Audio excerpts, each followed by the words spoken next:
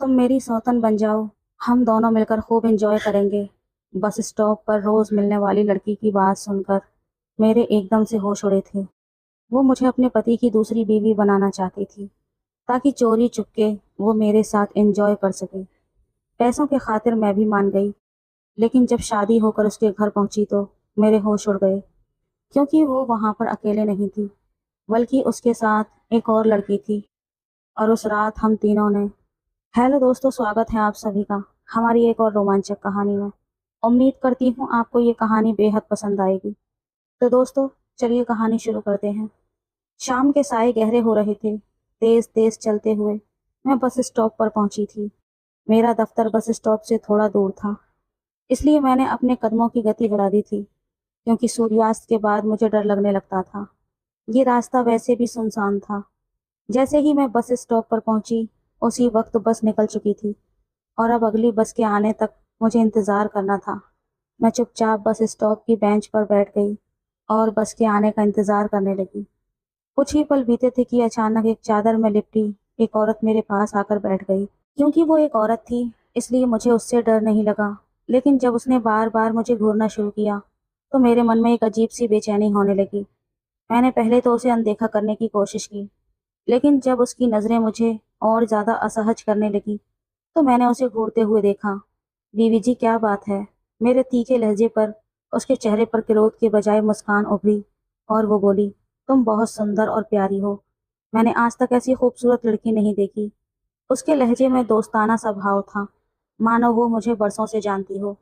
मुझे अजनबियों से जल्दी घुलने मिलने की आदत नहीं थी, इसलिए मैंने उसकी बात पर सर झटका और दूसरी ओर देखने लगी।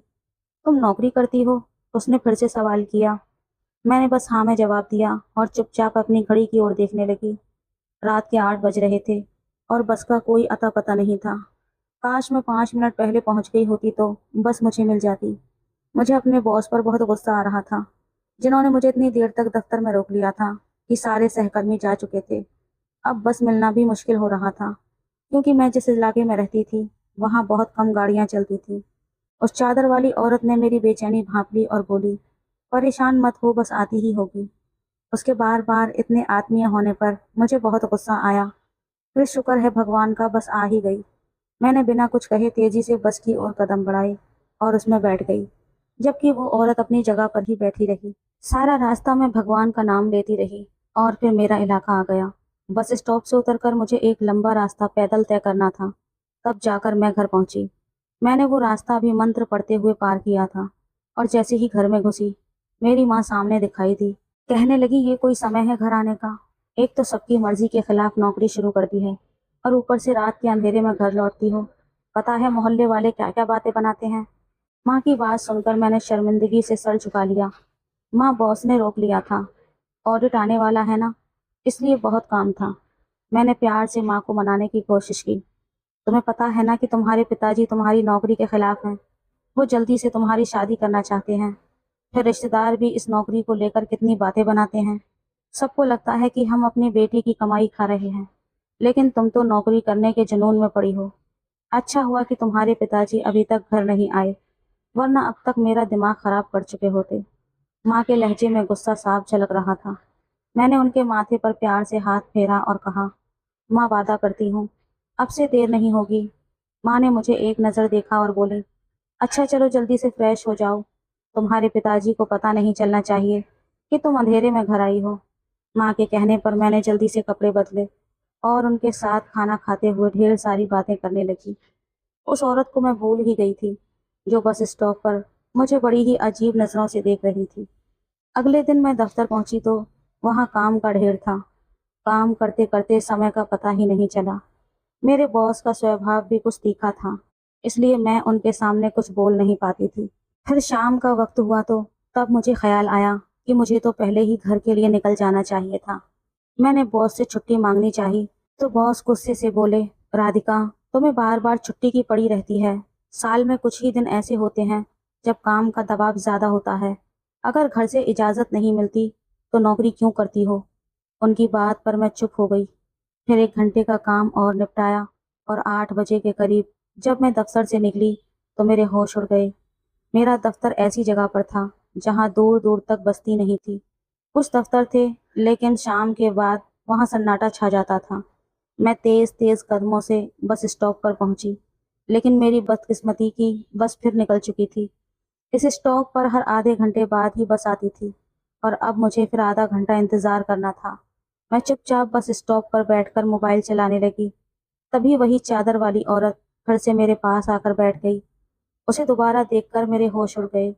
न जाने क्यों उसका आना मुझे अच्छा नहीं लगा। मैंने उसकी ओर देखा तक नहीं और मोबाइल चलाती रही ताकि वो मुझसे बात ना करे। लेकिन वो खुद ही शुरू हो गई। नौकरी क्यों करती हो? कोई मजबूरी है या फिर शौक? मैंने बिना जवाब दिए उसकी ओर देखा, इतनी गहरी नज़र से कि वो एक पल को हिचक गई। फिर बोली, मुझसे दोस्ती करोगी? तुम मुझे बहुत अच्छी लगती हो। दोस्ती की पेशकश पर मुझे और भी ज़्यादा गुस्सा आया। मैंने सख्ती से कहा, मुझे अजनबियों से बात करना पसंद नहीं, आप मेरे से बात ना करें। मेरे इस तरह बोलने पर उसने फिर बात नहीं की। वो आधा घंटा मेरे लिए बहुत मुश्किल था। बाहर से मैं मोबाइल में व्यस्त दिख रही थी, लेकिन उसकी नज़रें मुझे जैसे भेद रही थीं। मेरे पूरे शरीर से पसीना छूट रहा था। फिर भगवान का शुक्र बस आ ही गई और मैंने घर का रास्ता लिया। घर पहुंची तो माँ ने मुझे एक नज़र देखा। उनके पीछे पिताजी बैठे थे और उन्हें देखकर मेरे होश उड़ गए। आज वो मुझसे पहले ही घर आ चुके थे। बस, आज तुम्हारी नौकरी का आखिरी दिन था। अब तुम्हें नौकरी करने की कोई ज़रूरत नहीं। ये कोई समय है घर आने का? तुम लड़की हो, अगर कुछ ऊंच नीच हो जाए तो ऊपर से सारे खानदान में बदनामी हो रही है। तुम्हारे शौक ने हमें मुसीबत में डाल दिया है। मैंने तुम्हारे रिश्ते के लिए कुछ लोगों से बात की है। पढ़ाई पूरी हो चुकी है, अब अपने घर जाओ। अगर तुम्हारा पति चाहे तो वहाँ नौकरी कर लेना, लेकिन हमारे घर से अब नौकरी की ज़रूरत नहीं है, पिताजी ने सख्त लहजे में कहा। और मैं अपने कमरे में चली गई। उनके सामने मेरी हिम्मत ही नहीं थी कि मैं कुछ बोलूं। मैं चुप रही और अगले दिन दफ्तर भी नहीं गई। मैंने ईमेल से इस्तीफा भेज दिया और अपनी बेबसी पर आंसू बहाती रही। नौकरी करना मेरा शौक था और पिताजी की वजह से मुझे उसे छोड़ना पड़ा। खैर, पिताजी ने मेरे रिश्ते के लिए जिन लोगों से बात की थी, उनके जरिए रिश्ते आने शुरू हो गए थे। एक शाम माँ बोली, एक बहुत बड़े घराने से तुम्हारा रिश्ता आ रहा है। अच्छे लोग हैं, अच्छे से तैयार हो जाओ। माँ के कहने पर मैं पूरी तरह सज संवर कर ड्राइंग रूम में पहुंची तो मेरे पैरों तले जमीन खिसक गई। मेरे सामने वही चादर वाली औरत बैठी थी जो बस स्टॉप पर मुझे मिली थी। उसे देखकर मैं हैरान थी। मेरी आंखें खुली की खुली रह गईं। उसके चेहरे पर हल्की मुस्कान थी। भाभी जी, मैं वादा करती हूँ कि आपकी बेटी मेरे साथ बहुत खुश रहेगी। हमारे पास किसी चीज़ की कमी नहीं। हम आपकी बेटी को सर आंखों पर बिठाएंगे। वो और भी बहुत कुछ कह रही थी, लेकिन मेरे दिल में अजीब सी हलचल थी। ये कैसा संयोग था कि जिस औरत की नज़रों से मुझे बस स्टॉप पर डर लगा था, वही मेरे घर में बैठी थी और मुझे खुलकर देख रही थी। माँ उसके आगे पीछे घूम रही थी। मैं गुस्से में कमरे में लौट आई और उस औरत के जाने के बाद माँ से पूछने लगी, ये औरत कौन थी और इसे घर पर किसने बुलाया? मेरी माँ बोली, इसने किसी जानने वाले के जरिए रिश्ते की बात की थी, इसलिए मैंने मना नहीं किया। बहुत अमीर लोग हैं, पैसे की कोई कमी नहीं। तुम्हारे पिताजी ने पूरी छानबीन करके इसे बुलाया था। वे चाहते हैं कि तुम्हारी शादी ऐसे घर में हो जहाँ पैसे की कोई कमी ना हो और तुम ऐश की जिंदगी जियो। माँ की बात सुनकर मैं हैरान रह गई। जो औरत रोज बस स्टॉप पर बैठती थी, उसके पास भला क्या पैसा होगा? मैंने एक गाड़ी तक नहीं देखी थी। मैंने माँ से कहा, ये झूठ बोल रही होगी, मुझे तो अमीर नहीं लगती वो। माँ हंसी और बोली, तुम्हारे पिताजी ने पूरी जांच कर ली है। ये औरत अपने पति का रिश्ता लेकर आई है और वो तुम्हें अपनी सौतन बनाना चाहती है। माँ की बात सुनकर मेरे सर पर तो जैसे आसमान टूट पड़ा। मुझे लगा मेरी माँ मजाक कर रही है। मैंने हैरानी से उन्हें देखा। माँ ने मेरा हाथ पकड़ा और मुझे बिठाकर बोली, बेटी, हमारे जैसे घरों में रिश्ते आना मुश्किल है। तुम्हारे रिश्तेदारों ने साफ कह दिया कि नौकरी करने वाली लड़की को वो बहू नहीं बनाएंगे। पड़ोसियों का भी यही ख्याल है। अब बताओ, तुम्हारे लिए ऐसा रिश्ता कहाँ से आएगा? ये औरत बांझ है, इसके बच्चे नहीं हैं, इसलिए अपने पति की दूसरी शादी कराना चाहती है। इसने वादा किया है कि तुम्हें इसके घर में किसी भी चीज़ की कोई कमी नहीं होगी। ये तुम्हारे सारे हक अपने पति से दिलवाएगी। तुम्हारे पिताजी इसके पति से मिल चुके हैं। बहुत अच्छा और नेक इंसान है। सोचो जरा, तुम्हारी जिंदगी बदल जाएगी। माँ की बात पर मुझे यकीन नहीं हुआ। एक माँ होकर वो मेरी शादी किसी शादीशुदा मर्द से कैसे कर सकती थी? मैंने खूब हंगामा किया और कहा, इनकार कर दीजिए, मैं किसी गरीब से शादी कर लूंगी, लेकिन किसी की दूसरी बीवी नहीं बनूंगी, खास करके जब उसकी पहली बीवी मौजूद हो। मेरी बात पर माँ को गुस्सा आ गया। अपनी बुआ को देखो, उन्होंने अपनी बेटियों की शादी कितने बड़े घरानों में की है और अब शान से हर दावत में सर उठाकर चलती हैं। उनकी बेटियां बड़ी बड़ी गाड़ियों से उतरती हैं, महंगे कपड़े पहनती हैं। हमें तो वो लोग मुंह तक नहीं लगाती। मैं चाहती हूँ कि तुम भी उनकी बेटियों की तरह रानी बनो, बड़ी गाड़ियों में बैठकर दावतों में जाओ, ताकि उन्हें पता चल सके कि हम भी कोई कम नहीं हैं। माँ के दिल की बात सुनकर मुझे समझ आ गया कि वो इस रिश्ते के लिए इतनी आसानी से क्यों राजी हो गई। मैंने गुस्से में कहा, आप बुआ की बेटियों की बराबरी में मुझे शादीशुदा मर्द के हवाले क्यों करना चाहती हैं? लेकिन माँ का गुस्सा और भी ज्यादा भड़क गया। उन्होंने मेरी एक ना सुनी। मैंने पिताजी से बात की, लेकिन वो भी नहीं माने। नौकरी करके जो मनमानी की है, उसी का नतीजा है कि तुम्हारे रिश्ते नहीं आ रहे। मैं हाँ कह चुका हूँ। कुछ समय बाद तुम खुद मानोगी कि मैंने तुम्हारे लिए सबसे अच्छा फैसला किया। पिताजी ने मेरी बात अनसुनी करके रिश्ता तय कर दिया और अगले हफ्ते मुझे इमोशनल ब्लैकमेल करके सादगी से मेरी शादी करवाकर विदा कर दिया। वही औरत जो 2 दिन तक बस स्टॉप पर मुझसे मिली थी, मेरा हाथ पकड़कर अपने बड़े से घर ले गई और फूलों से सजे बेडरूम में बिठा दिया। वो मेरे सामने बैठकर मुझे देखने लगी। मेरी आंखों से आंसू बह रहे थे और दिल में गुस्सा था। मुझे उससे नफरत हो रही थी। अगर वो मेरी जिंदगी में न आई होती, तो मैं इस जबरदस्ती के बंधन में ना बांधी गई होती। उसने मेरे आंसू देखे और बोली, रोने की कोई बात नहीं है। मैं तो खुशी से तुम्हें अपनी सौतन बनाकर लाई हूँ। मैं अपने पति को बच्चा नहीं दे सकती, इसलिए उसने दूसरी और फिर तीसरी शादी करने की ठानी। तुमसे मिलने के बाद मुझे लगा कि तुम ही मेरे पति की तीसरी पत्नी होनी चाहिए, क्योंकि तुम्हारी आंखों में मैंने वो आग देखी जो मैं अपने पति की जिंदगी में जलाना चाहती हूँ। उसकी बात सुनकर तो मैं एकदम हैरान रह गई। तीसरी शादी? क्या कोई और औरत भी है? मेरे कानों से धुआं निकलने लगा। उसने आवाज लगाई, निशा, इधर आओ, अपनी सौतन से मिल लो। एक मेरी ही उम्र की खूबसूरत लड़की कमरे में आई। उसे देखकर मैं एकदम से हैरान रह गई। मेरी पहली सौतन, जिसका नाम शांति था, कहने लगी, ये निशा है, हमारे पति राजेश की दूसरी पत्नी। ये सुनकर मैं उन्हें देखती रह गई। आप लोगों ने मेरे और मेरे परिवार के साथ धोखा क्यों किया? शांति हंसी और बोली, धोखे की क्या बात? एक सौतन बर्दाश्त कर सकती हूँ तो दूसरी भी कर लूंगी। वैसे भी हम तुम्हारी दुश्मन नहीं, दोस्त बनकर रहना चाहते हैं। जिस दिन मैं तुम्हें बस स्टॉप पर मिली, मैं एक लड़की देखने गई थी, लेकिन गाड़ी खराब हो गई और ड्राइवर ने कैब बुक करने को कहा। मैंने बरसों बाद बस में सफ़र करने का सोचा और बस स्टॉप पर आ बैठी। वहाँ मैंने तुम्हें देखा और सोचा कि तुम ही वो लड़की हो जिसे मेरे पति के लिए चुनना चाहिए। तुम्हारी आंखों में वो आग थी जो किसी को भी जला सकती है। शांति की मुस्कान पर मैंने गुस्से से पूछा, आप मेरे हाथों किसे जलाना चाहती हैं?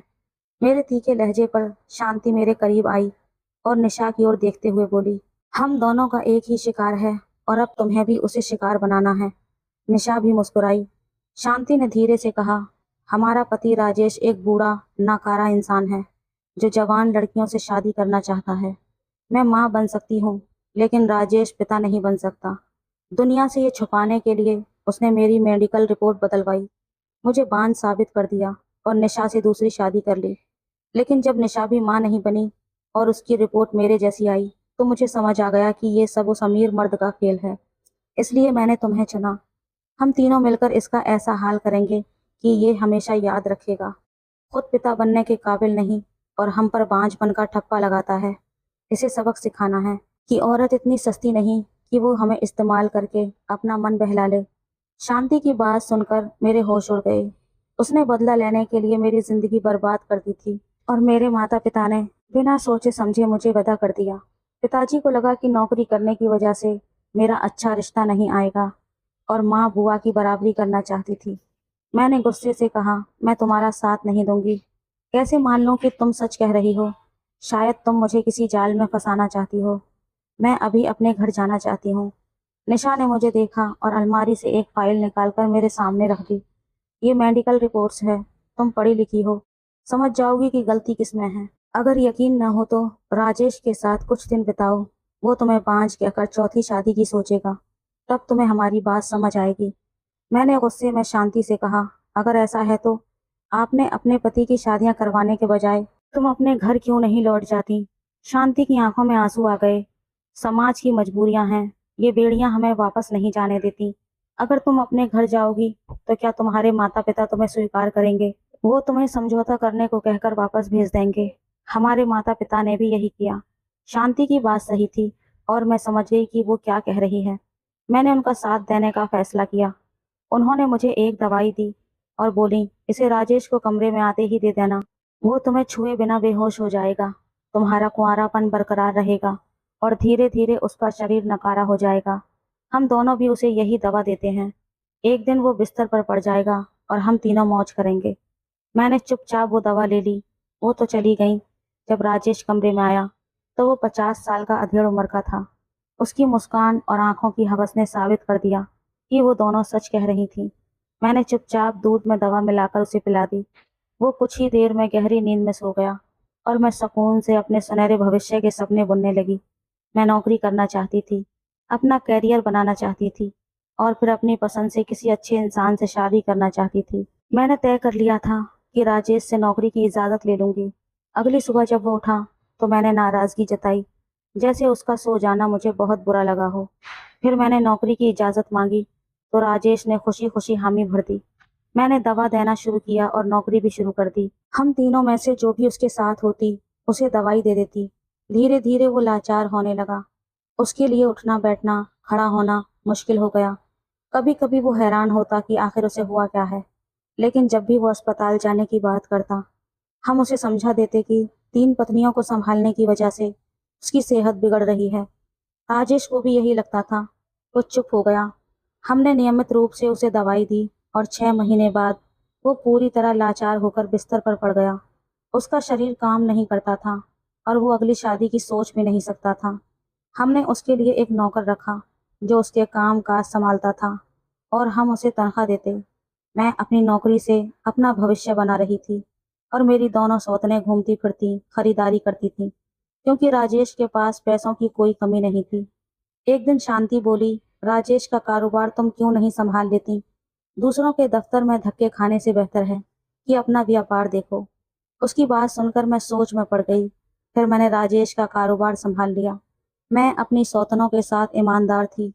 मैंने कारोबार को 3 हिस्सों में बांटकर कागजात तैयार करवाए और बहाने से राजेश से हस्ताक्षर करवा लिए।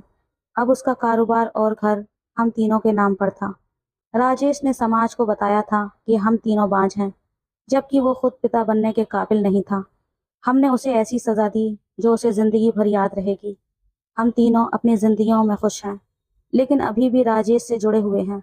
कुछ समय बाद वो इस दुनिया से चला जाएगा और हम तीनों आज़ाद हो जाएंगे।